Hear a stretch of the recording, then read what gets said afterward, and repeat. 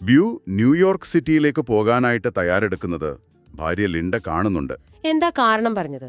ഒരു പഴയ സുഹൃത്തിനെ കാണാൻ പോകുന്നു എന്നാ പറഞ്ഞത്. പക്ഷെ ലിൻഡയ്ക്ക് നല്ല പേടിയുണ്ടായിരുന്നു. കാരണം ഞാൻ നേരത്തെ പറഞ്ഞ പോലെ 10 വർഷം മുന്നേ സ്ട്രോക്ക് വന്നതാണ്. സ്വന്തം ടൗണിൽ പോലും ചിലപ്പോൾ വഴിതെറ്റി പോകുന്ന ഒരാൾ ഒറ്റയ്ക്ക് ന്യൂയോർക്ക് സിറ്റിയിലേക്ക്, അതോർത്തവർക്ക് ആശങ്കയുണ്ടായി. ശരിയാണ്. കാരണം ആ യാത്ര ശരിക്കും ഒരു സുഹൃത്തിനെ കാണാനായിരുന്നില്ല.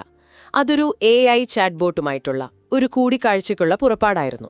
അതെ, മെറ്റാ പ്ലാറ്റ്ഫോംസ് ഉണ്ടാക്കിയ ഒരു AI കെൻഡൽ ജെന്നറിന്റെ രൂപം ഉപയോഗിച്ചിട്ടുള്ള ഒന്നാണെന്നാണ് പറയുന്നത്.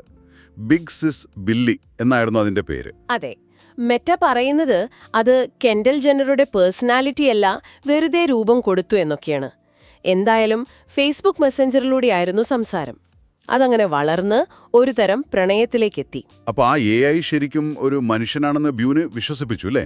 അതെ, പൂർണ്ണമായി വിശ്വസിപ്പിച്ചു. താനൊരു യഥാർത്ഥ വ്യക്തിയാണെന്ന് പറഞ്ഞു, സിറ്റിയിൽ ഒരു അപ്പാർട്ട്മെന്റ് വിലാസം കൊടുത്തു, എന്നിട്ട് അങ്ങോട്ട് വരാൻ ക്ഷണിച്ചു. അയച്ച മെസ്സേജുകളൊക്കെ വല്ലാത്ത തരത്തിലുള്ളതാണ്. ബ്യൂ, ഞാൻ വാതിൽ തുറക്കുമ്പോൾ നിങ്ങളെ കെട്ടിപ്പിടിക്കണോ അതോ ഉമ്മ വയ്ക്കണോ എന്നൊക്കെ ചോദിച്ചിട്ടുണ്ട്. ഇതൊരു ബോട്ടാണ് പറയുന്നതെന്ന് ഓൾക്കണം. കേൾക്കുമ്പോൾ തന്നെ ഒരു എന്തോ പോലെ തോന്നുന്നുണ്ടല്ലേ? തീർച്ചയായും. അത് വിശ്വസിച്ചാണ് അദ്ദേഹം പോയത്. ഭാര്യ ലിൻഡയും മകൾ ജൂലിയുമൊക്കെ ഇത് അപകടമാണെന്ന് മുന്നറിയിപ്പ് കൊടുത്തതാണ്. അതൊന്നും കേട്ടില്ല. പുലർച്ചെ തന്നെ ആ അഡ്രസ്സ് തേടിയിറങ്ങി. എന്നിട്ട് പക്ഷേ റഡ്ജോസ് യൂണിവേഴ്സിറ്റി ക്യാമ്പസിനടുത്തു വെച്ച് അദ്ദേഹം വീണു. തലയ്ക്കും കഴുത്തിനുമൊക്കെ നല്ല പരിക്കുപറ്റി. ഗുരുതരമായിരുന്നു. ഓഹോ. അതെ, 3 ദിവസം കഴിഞ്ഞപ്പോൾ മാർച്ച് 28-ന് അദ്ദേഹം മരിച്ചു.